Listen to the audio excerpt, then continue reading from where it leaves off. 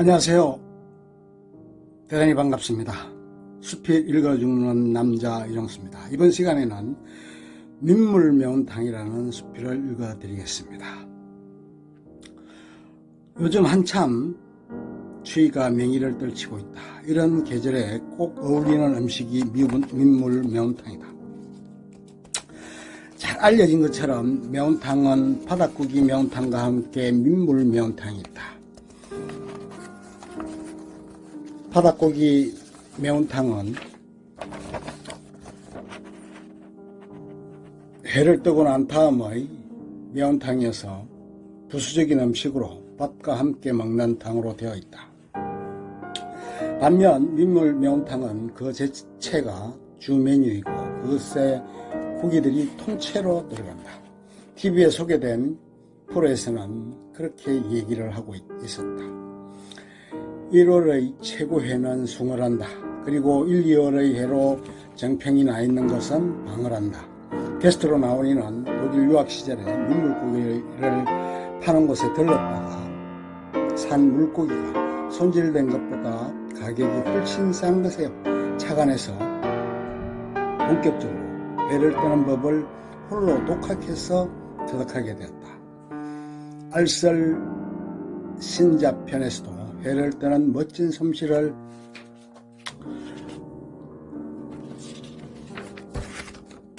뽐내기도 했다.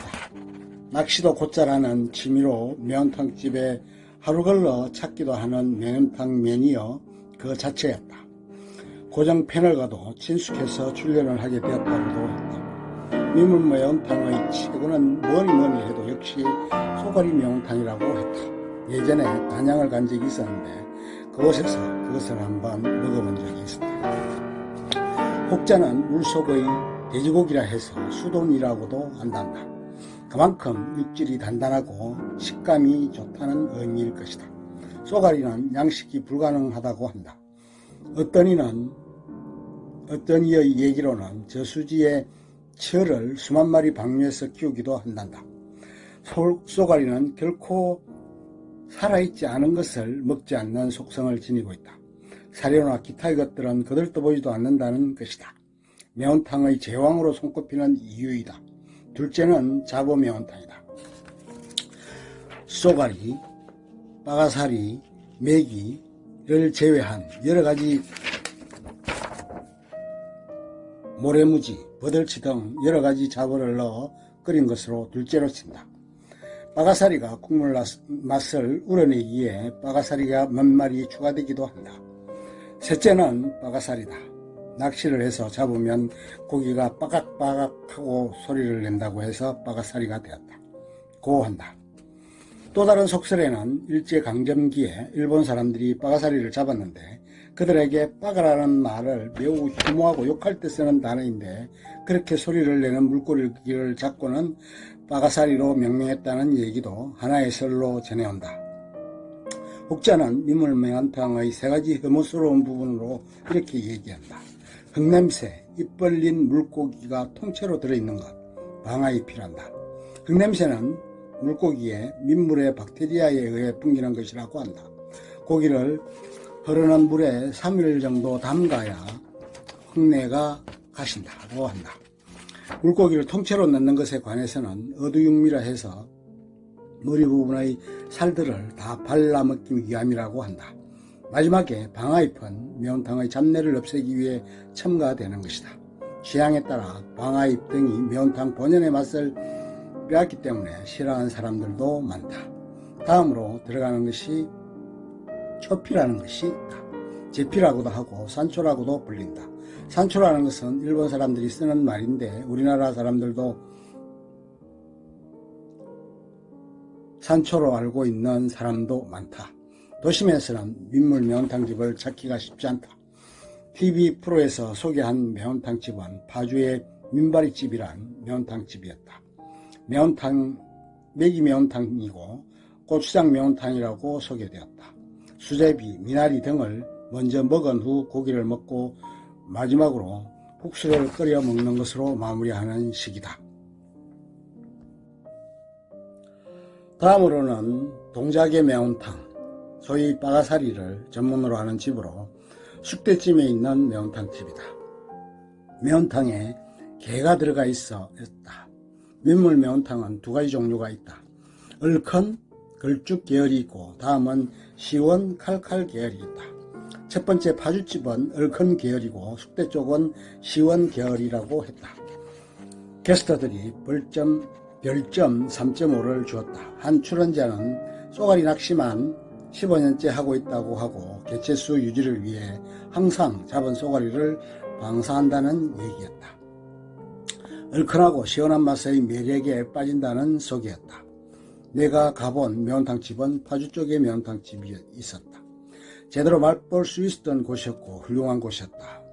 아주 허름한 건물이었는데도 음식 맛은 일품이었다. 임진강 쪽으로 고기를 잡아 요리를 한 것으로 보였다.